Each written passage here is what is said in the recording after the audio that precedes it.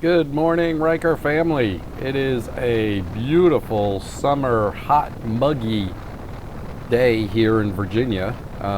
It's been real hot, like 95 degrees, 98 degrees, but muggy. We're talking like 95% humidity most of the time. The mornings are just nasty. Um, just you stick. Everything's sticking to you right away as soon as you walk out the door. Um, Everything's been going good with the Ryker.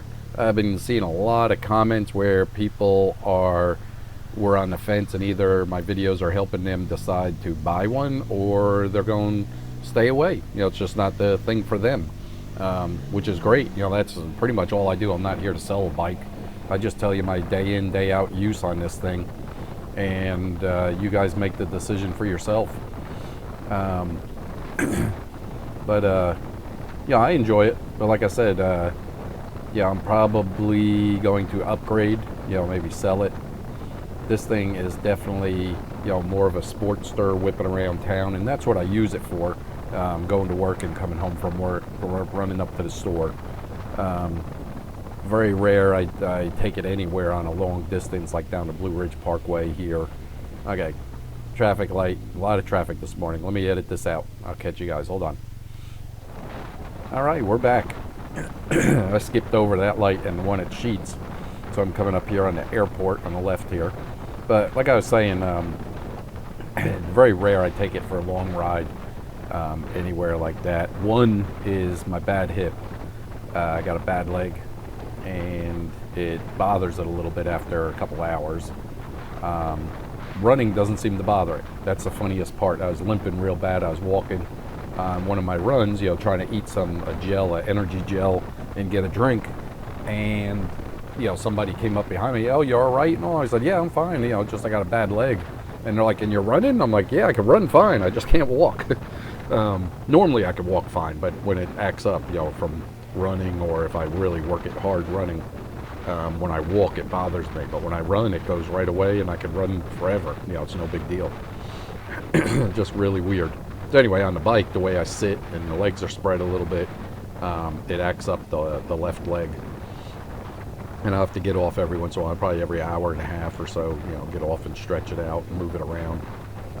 Just pretty much stretch the muscles out. With my running, it seems to be helping it. That seems to be stretching the muscles out better, and it doesn't seem to affect it. So that's really good. Back to the bike. Yeah, I haven't had any problems. I did have somebody make a comment on they want a more in-depth conversation about the windshield. And I guess I can do that. I'm not sure what they're looking for. I can't remember the name offhand. I'm sorry. But my windshield one I did down there at the park. Let me make sure nobody's coming. Hold on. Okay, we're clear. Good. Yeah, I thought I did a pretty good job with that, but they want to know, is it help with stability and high speed and all this other stuff? From what I remember, because I bought it and I did not have any accessories on the bike, and I rode back from Roanoke, Virginia, which is about an hour drive, so I did not have the windshield. It did give you a lot of wind against your chest, so you're holding on, because you get a lot of wind push against you.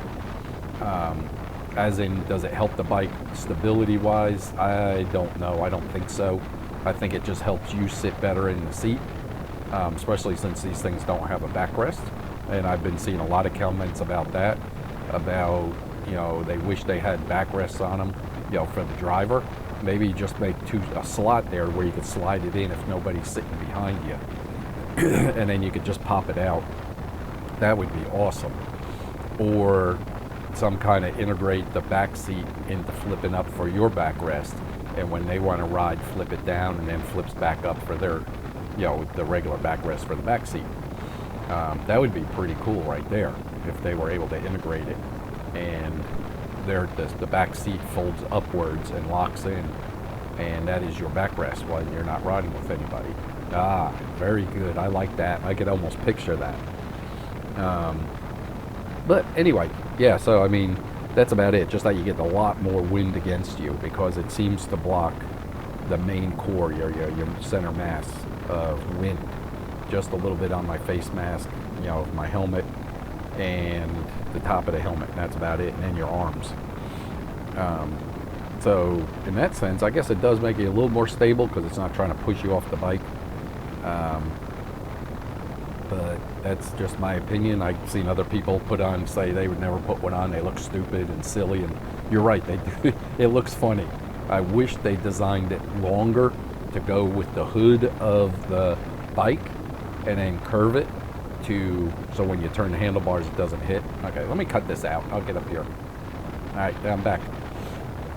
Yeah, curve the windshield to, you know, curve with the bike as you turn the handlebars, but make it swoop into the front nose so it's all one, like one giant shape coming right up to the windshield, up to your face, and then out to your hands, you know. But then that would take away from the roadster effect, and I understand that. That's perfectly understandable if you're looking for more of the roadster around town and all. You don't need the big windshield, big air dam fairing for, you know, like super high speed aerodynamics, because like I said, this isn't advertised as a road cruiser from state to state, you know, a couple 100-mile cruiser.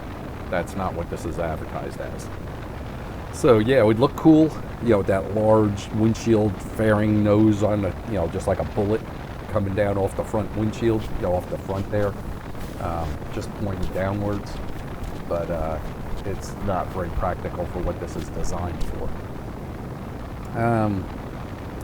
Let me see, the camera and the microphone have been holding up well, even though I've gotten them soaking wet in these past couple of rainstorms, because once you take that cover off and put the mic adapter in there, it is not waterproof. So I was expecting to ruin one of these cameras, but it's only a GoPro 5, not only, but you know what I mean. It's a GoPro 5. You could buy them online for $150 now that the 7 is out, 6 and 7. You know, 7 you're going to spend the $400. You know, a 5, which you're looking at now every day when I'm riding, is perfectly suitable for what I do, and you get them for $150. So if it ruins it, it's not a big deal, but luckily it hasn't.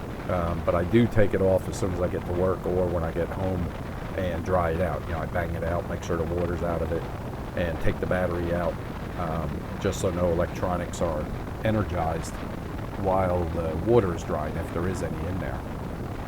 But I do use that contact grease, electrical contact grease, on that case cover where you take the cover off and put that adapter in. So that does block a lot of the water right there. That it's a contact gel or something like that. You get it in a little tube. You can buy it pretty much anywhere. And it costs nothing, like $2 for a tube, and you don't use much. It's just a little dab on your pinky and just smear it in there just to block it a little bit. But yeah, so it's working good. Camera's working fine. The batteries are about the only thing with the charging and recharging, uncharging and recharging of the batteries. They seem to go out a little bit quicker unless you buy the original GoPro version of the battery. They last a little bit longer, but I know this off-brand, you get them for dirt cheap. I got 2 or 3 of them in a package for, I don't know, $30. They make it about a year with as much as I charge and discharge the battery. They swell up.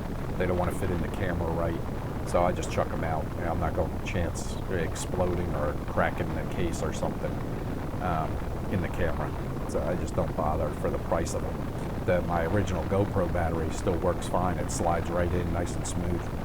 All right, I'm coming up here on my driveway into work, and I got to turn the camera off, but thank you very much for joining me. I can't tell you how much I appreciate it, and I will talk to you guys later. Have a great day. Bye.